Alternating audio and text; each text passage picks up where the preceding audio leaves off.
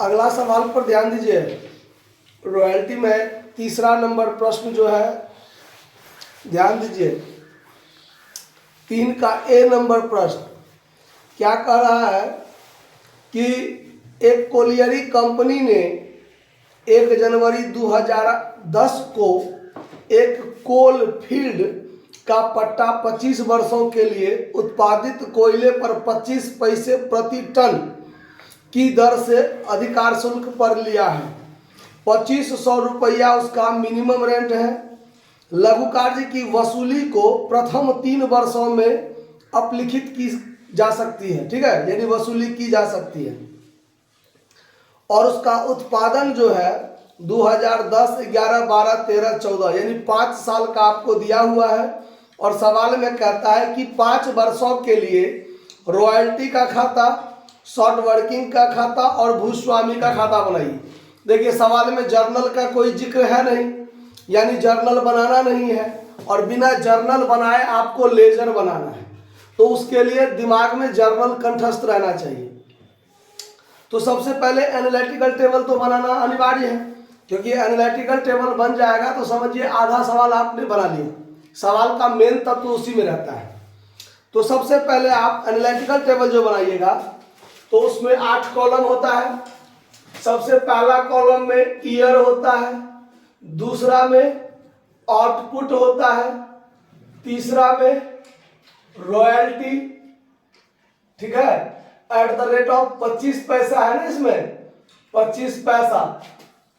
उसके बाद चौथा में मिनिमम रेंट, चौथा में minimum rent, short working recouped, amount paid to landlord और unrecouped short working transfer to PL account. इतना कॉलम है। ये 4 कॉलम, शुरू का जो 4 कॉलम है वो आपको सवाल में मिल जाएगा। तो सबसे पहले देखिए सवाल नंबर जो है वो 3 का ए है, ठीक है। तो 4 कॉलम आपको सवाल से मिल जाएगा। तो सबसे पहले सवाल में जो है 2010 से 14 तक, तो 2010, 2011, 2012, 2013, 2014 वर्ष हो गया। उत्पादन जो है आउटपुट 6000, 11000, 6000, 11000, 15000 है, 15000, फिर 9000 और फिर अंत में 12000 हो गया। 25 पैसा के दर से पर टन, यानी 1 टन पर 25 पैसा। 25 पैसा का मतलब 25% हो गया। 25 पैसा का मतलब 25%, यानी 100 पैसा पर 25 पैसा हुआ ना, यानी 1 रुपया पर 25 पैसा, मतलब 25% हो गया ये, ठीक है। यानी 0.25 से गुना करना है। अगर आप 25 से गुना कीजिएगा तो 25 रुपया पर टन हो जाएगा, समझे बात। अगर पैसा में दिया हो तो आपको 0.25 या 0.75, 75 पैसा कहेगा तो 50 पैसा कहेगा तो 0.50 ऐसे गुना करना है, यानी परसेंटेज आप निकाल दीजिए। क्या निकाल दीजिए? परसेंटेज। तो इसका 25 पैसे के दर से हो जाएगा तो 1500, 1500। फिर इसका हो जाएगा 2750, 3750, 2250, यही ना। और इसका हो जाएगा 3000। हो गया रॉयल्टी 25 पैसे के दर से। अब आपका इसमें मतलब मिनिमम रेंट जो है वो 2500 पर ईयर, 2500 हर एक साल में दीजिए। 2500, 4 कॉलम हो गया।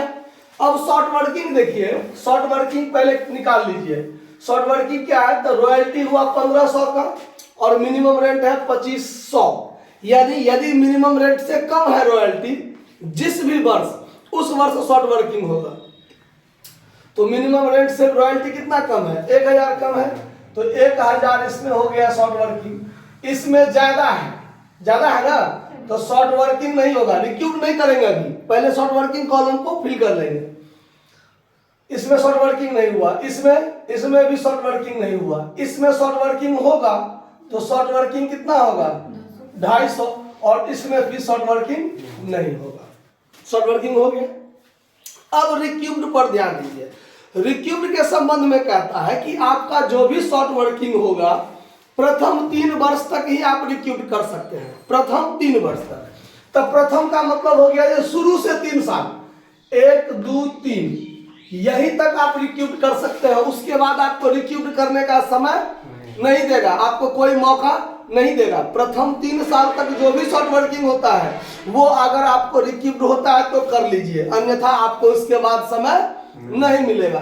तो पहली वर्ष में शॉर्ट वर्किंग हुआ, दूसरे वर्ष में शॉर्ट वर्किंग नहीं है, मतलब हम रिक्यूब्ड कर सकते हैं। रॉयल्टी ज्यादा है तो हम रिक्यूब्ड कर सकते हैं। तो रिक्यूब्ड हम कर सकते हैं तो कितना, तो 2500 से ये रॉयल्टी कितना ज्यादा है 250 ज्यादा है, तो मात्र हम इसमें 250 ही रिक्यूब्ड कर सकते हैं इसमें। अब देखिए शॉर्ट वर्किंग है 1000, तो ज्यादा से ज्यादा हम कितना रिक्यूब्ड कर सकते हैं 1000 ही रिक्यूब्ड कर सकते हैं। अगर रॉयल्टी 1000 से ज्यादा है मतलब मिनिमम रेंट से ज्यादा है 1000 से ज्यादा, तो 1000 से ज्यादा रिक्यूब नहीं कर सकते हम। जितना शॉर्ट वर्किंग है मैक्सिमम उतना ही रिक्यूब कर सकते हैं, उससे ज्यादा नहीं कर सकते हैं। तो यहाँ 1000 में से 250 तो हमने रिक्यूब कर लिया, 250 रिक्यूब कर लिया ना। अब रिक्यूब करना कितना बाकी है 750, और यहाँ 2500 से ये 1250 ज्यादा है। कितना ज्यादा है, तो क्या 1250 रिक्यूब कर लेंगे हम? नहीं, शॉर्ट वर्किंग अनरिक्यूब्ड हमारा कितना बचा हुआ है, बिना रिक्यूब्ड किया हुआ शॉर्ट वर्किंग 750 बाकी है मात्र।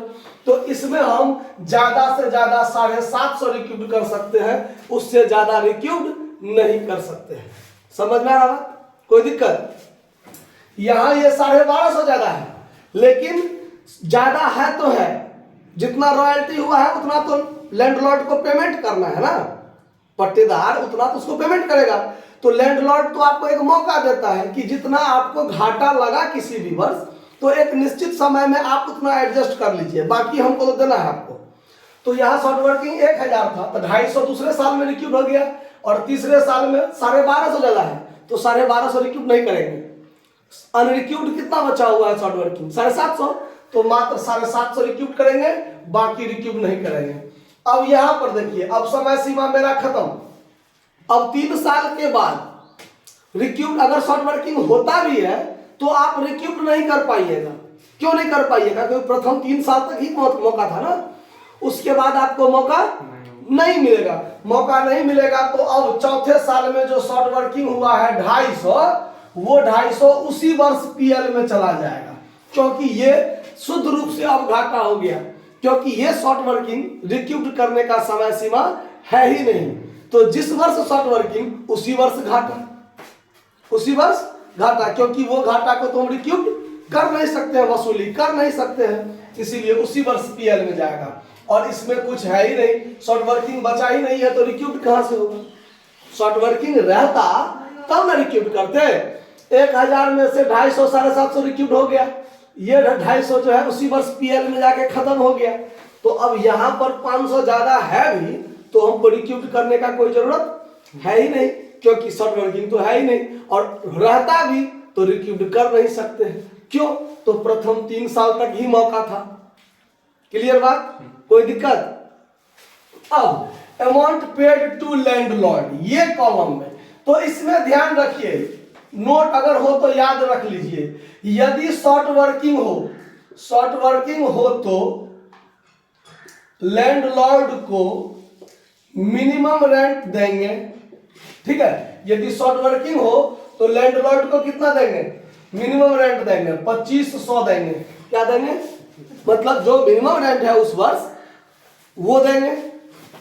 यदि शॉर्ट वर्किंग रिक्यूब्ड हो तो लैंडलॉर्ड को रॉयल्टी माइनस शॉर्ट वर्किंग रिक्यूब्ड देंगे। मतलब यदि शॉर्ट वर्किंग रिक्यूब्ड हो तो लैंडलॉर्ड को क्या देंगे? तो रॉयल्टी माइनस शॉर्ट वर्किंग रिक्यूब्ड, यानी 2750 में से 250 घटा दीजिए, 2500 देंगे। आया बात समझ में? 3750 में से 750 रिक्यूट हो गया तो 3000 देंगे।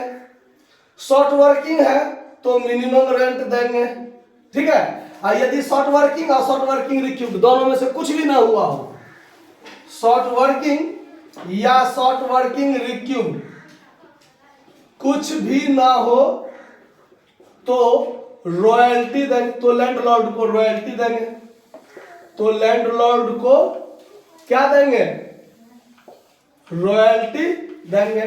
तो कुछ भी नहीं है तो लैंडलॉर्ड को कितना देंगे? रॉयल्टी, जो 3000 है वो देंगे। ध्यान रहेगा बात? कोई दिक्कत? अब चलिए, अब सवाल में कहता है कि आपको खाता बनाने के लिए, क्या बनाने के लिए? खाता।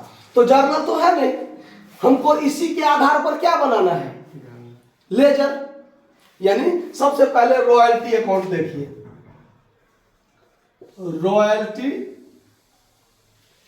रॉयल्टी अकाउंट 5 साल का बनाना है।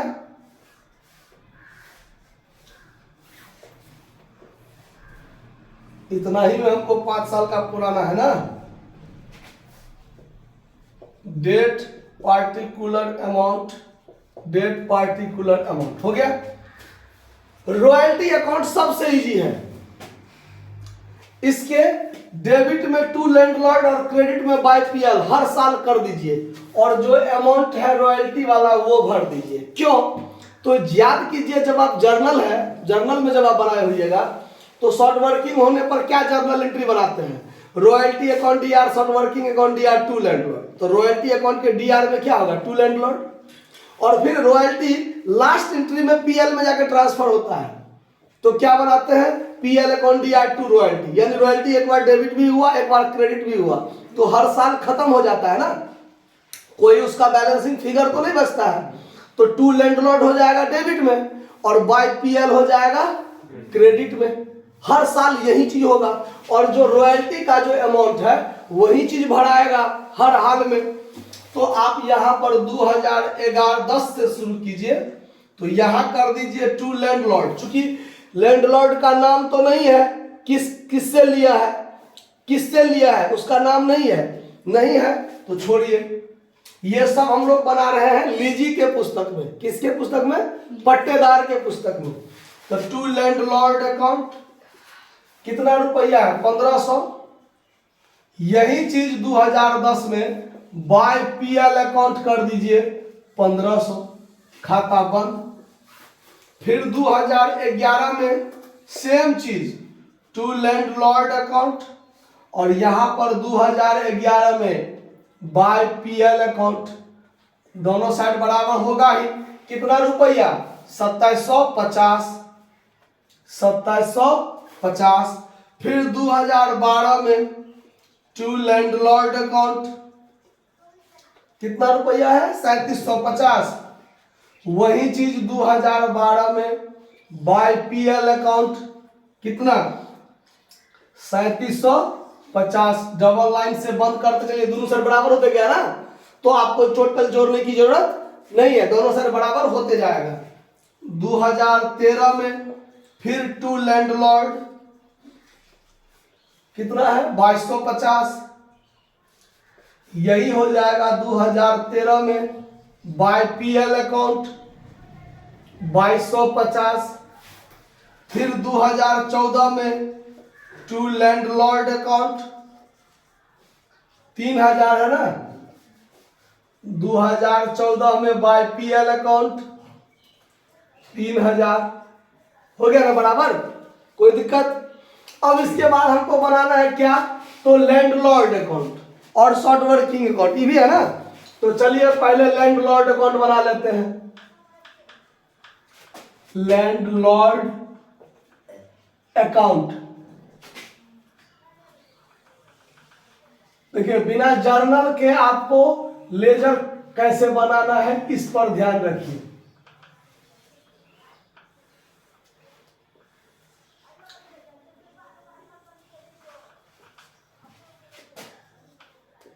Date particular amount, date particular amount.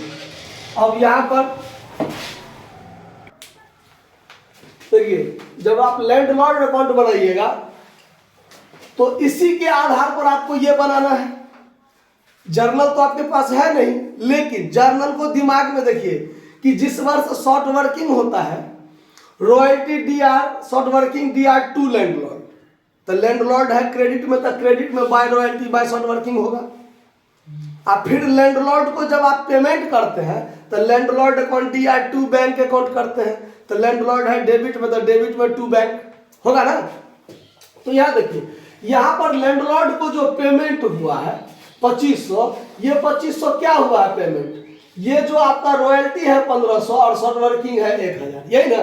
तो जब आप लेजर पोस्टिंग कीजिएगा तो दिमाग से जर्नल लाइएगा और अमाउंट यहाँ से लाइएगा, रॉयल्टी 1500 और शॉर्ट वर्किंग 1000, और यही दोनों मिला के लैंडलॉर्ड को कितना पेमेंट हुआ है 2500 हुआ है ना। तो इसका पोस्टिंग कर लीजिए।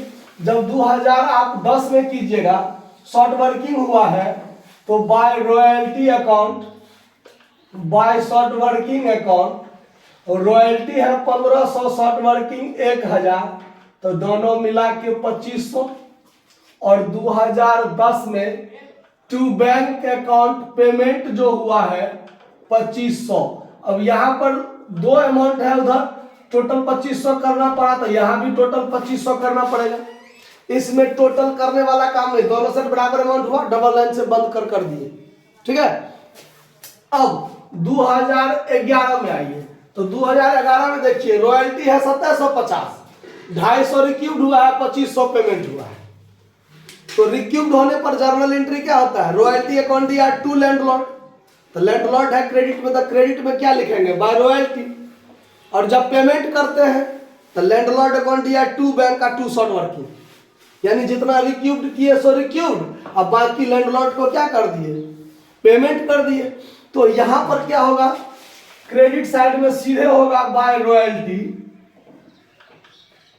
2750, और 2011 के डेबिट में होगा टू बैंक अकाउंट और टू शॉर्ट वर्किंग अकाउंट।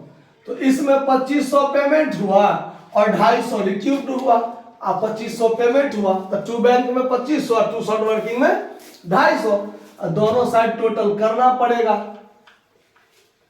तो यहां भी 2750, यहां भी 2750।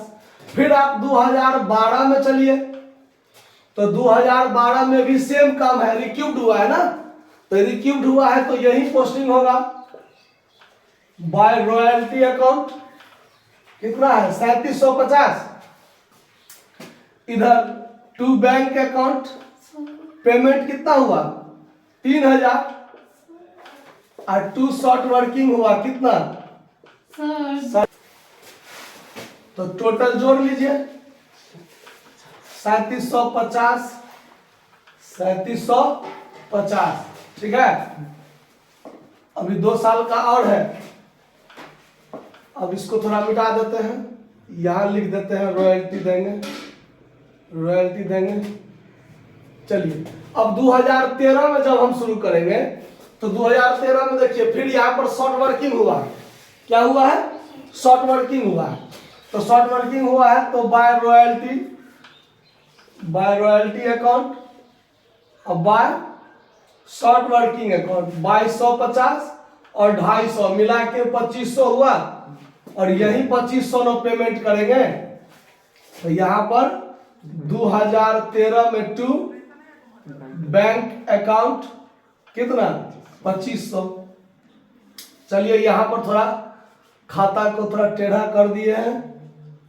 2014 में आइए, तो 2014 में ना शॉर्ट वर्किंग है ना रिक्यूब्ड है, दोनों से कुछ नहीं है, तो एंट्री क्या बनाएंगे royalty account DR to landlord और landlord account DR to bank, amount same होता है, तो लैंडलॉर्ड के क्रेडिट में बाय रॉयल्टी हो जाएगा, बाय रॉयल्टी अकाउंट कितना है 3000, और 2014 में यहां पर हो जाएगा टू बैंक अकाउंट 3000, दोनों साइड यहां बराबर हो गया, टोटल करने की कोई जरूरत नहीं है, मन हो तो कर दीजिए, यहाँ 3000 यहाँ 3000, समझ में आया बात, कोई दिक्कत।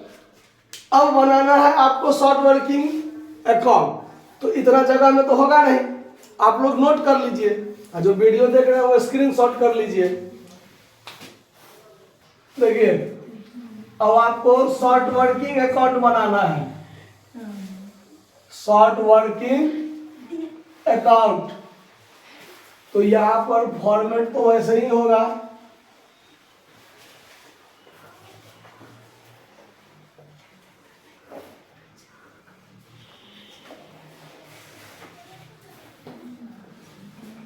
Debit credit date particular amount, date particular amount.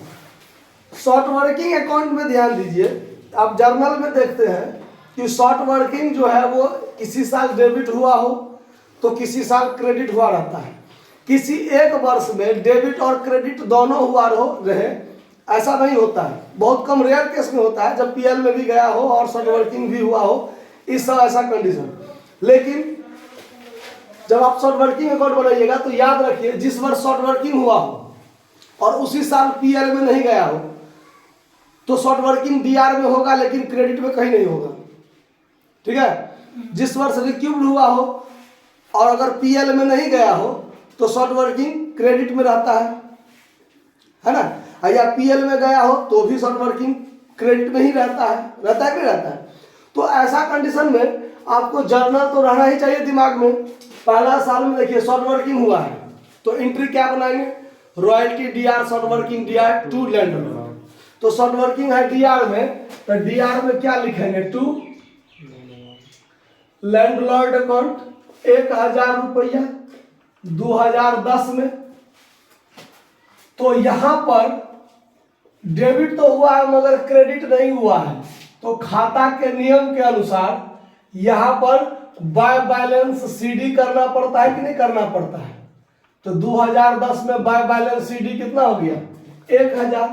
फिर यहां पर 2011 में सबसे पहले ये सीडी वाला बीडी होके आएगा, टू बैलेंस बीडी कितना 1000। अब दूसरे साल में तो रिक्यूब्ड हुआ है, अब रिक्यूब्ड हुआ है तो रिक्यूब्ड होने के स्थिति में क्या होगा, बाय शॉर्ट वर्किंग होता है क्रेडिट में, तो क्रेडिट में क्या लिखते हैं, इसका जर्नल क्या बनाए होइएगा, रॉयल्टी टू लैंडलॉर्ड, फिर landlord to bank to short working. तो शॉर्ट वर्किंग है क्रेडिट में, तो क्रेडिट में क्या लिखेंगे, बाय लैंडलॉर्ड। तो यहां पर 2011 में बाय लैंडलॉर्ड अकाउंट कितना 250, लेकिन खत्म तो नहीं हुआ पूरा, तो 1000 में से 750 क्या रह जाएगा यहाँ पर बाय बैलेंस सीडी। फिर 2012 में टू बैलेंस बीडी कीजिएगा कितना 750, और इसमें आके 750 रिक्यूब्ड हो गया ना, तो 750 जब रिक्यूब्ड हो गया तो फिर यहाँ पर 2012 में कीजिएगा बाय लैंडलॉर्ड अकाउंट 750। यहां पर दोनों साइड क्या हो गया बराबर, तो यहां पर आप टोटल 750 दिखाइए और चाहे नहीं दिखाइए, कोई दिक्कत नहीं। 2012 तक में समाप्त। अब तो सीडी होके बीडी जाने वाला बात नहीं है। फिर 2013 में आइए, तो 2013 में क्या हुआ, तो जिस वर्ष शॉर्ट वर्किंग हुआ है उसी वर्ष पीएल में भी चला गया। तो इस कंडीशन में डेबिट भी हुआ होगा short working, royalty DR short working DR to landlord, और जब पीएल में ट्रांसफर हो गया ये 250, तो PL account DR to short working ऐसा भी एंट्री हुआ होगा। तो शॉर्ट वर्किंग क्रेडिट में है, तब क्रेडिट में क्या लिखेंगे बाय पीएल। इसमें कोई सीडी बीडी बचने की जरूरत नहीं बचेगा। तो यहां पर कर दीजिए टू लैंडलॉर्ड अकाउंट 250, और इसी साल 2013 में ही ये पीएल में जाके ट्रांसफर हो गया 250, तो ये समाप्त। 250 यहां भी लिख दीजिए, 250 यहां भी लिख दीजिए, दोनों साइड बराबर कर दीजिए, कोई दिक्कत। तो जैसा कि सवाल आपने 1 2 3 देखा है, इसी प्रकार का आपका 3 के बाद 3 का बी है, 4 है, 5 है, इसी टाइप सबसे बनेगा, ठीक है। तब 5 में आप लोग 5 तक अपने बना लीजिएगा। अब इसके बाद सीधे हम 6 7 से आगे बढ़ेंगे, ठीक है, नोट कर लीजिए। देखिए तो 13 तक का तो हो गया, और 2014 का खाता इसमें नहीं बनेगा। क्यों नहीं बनेगा? तो ना शॉर्ट वर्किंग है, ना शॉर्ट वर्किंग रिक्यूब्ड है, और ना ही पीएल में शॉर्ट वर्किंग वाला कोई आइटम गया है। तो शॉर्ट वर्किंग अकाउंट 14 के लिए नहीं बनेगा, नोट कर लीजिए।